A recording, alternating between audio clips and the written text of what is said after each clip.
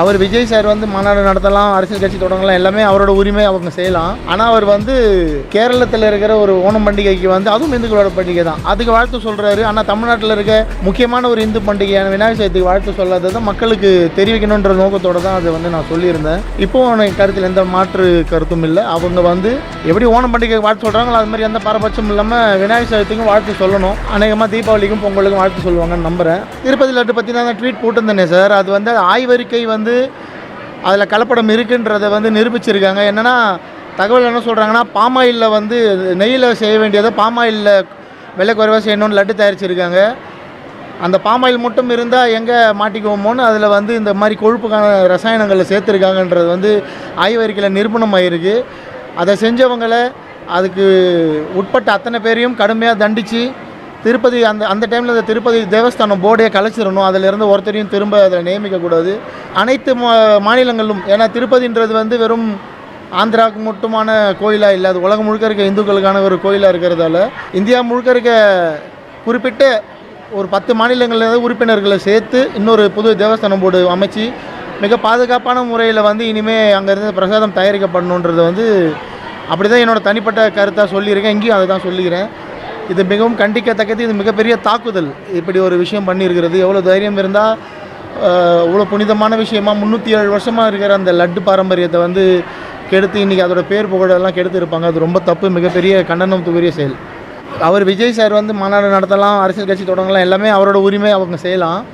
ஆனால் அவர் வந்து கேரளத்தில் இருக்கிற ஒரு ஓணம் பண்டிகைக்கு வந்து அதுவும் இந்துக்களோட பண்டிகை தான், அதுக்கு வாழ்த்து சொல்கிறாரு. ஆனால் தமிழ்நாட்டில் இருக்க முக்கியமான ஒரு இந்து பண்டிகையான விநாயகர் சதுர்த்திக்கு வாழ்த்து சொல்லாததை மக்களுக்கு தெரிவிக்கணுன்ற நோக்கத்தோடு தான் அதை வந்து நான் சொல்லியிருந்தேன். இப்போது எனக்கு கருத்தில் எந்த மாற்று கருத்தும் இல்லை. அவங்க வந்து எப்படி ஓணம் பண்டிகைக்கு வாழ்த்து சொல்கிறாங்களோ அது மாதிரி எந்த பாரபட்சம் இல்லாமல் விநாயகர் சதுர்த்திக்கும் வாழ்த்து சொல்லணும். அநேகமாக தீபாவளிக்கும் பொங்கலுக்கும் வாழ்த்து சொல்லுவாங்கன்னு நம்புகிறேன். அவங்களோட மாநாடு நடத்துறது, கட்சி நடத்துறது அவங்களோட உரிமை, அதில் நமக்கு எந்த பிரச்சனை இல்லை. அவங்க நல்லபடியாக வரட்டும். ஆனால் இங்கே இருக்க உங்களை ஜெயிக்க வச்ச மக்களை வந்து இழிச்சாளர்களாக பார்க்காதீங்க அப்படின்றது தான் நம்ம சொல்ல வந்த விஷயம். இன்றைக்கி கும்பகோணத்தில் அகில பாரத இந்து மகா சார்பில் நம்முடைய பெரும்பாட்டனர் ராஜராஜ சோழன் அவர்களுக்கு மணிமண்டபம் கட்டணுன்ற ஒரு கோரிக்கையோட ஒரு மாநாடு நடத்தினாங்க. அதில் வந்து கலந்துக்கிட்டு இவங்களோட தீர்மானத்துக்கு ஆதரவு கொடுத்து நானும் இவங்களோட கலந்துக்கிட்டேன். மேலும் இதில் இன்னொரு கோரிக்கையாகவும் அவரோட பள்ளிப்படையும் மக்களுக்கு வந்து தெரிவிக்கணும். உடையாலூரில் இருக்கிற ராஜராஜ சோழனோட பள்ளிப்படை பற்றியும் அதையும் அங்கீகரித்து அதையும் வந்து ஒரு சதை விழாப்பவும் ஒரு பெரிய விழாவாக அவரோட பள்ளிப்பள்ளி எடுக்கணுன்ற கோரிக்கையும் இந்த இடத்துல வச்சுருக்கோம்.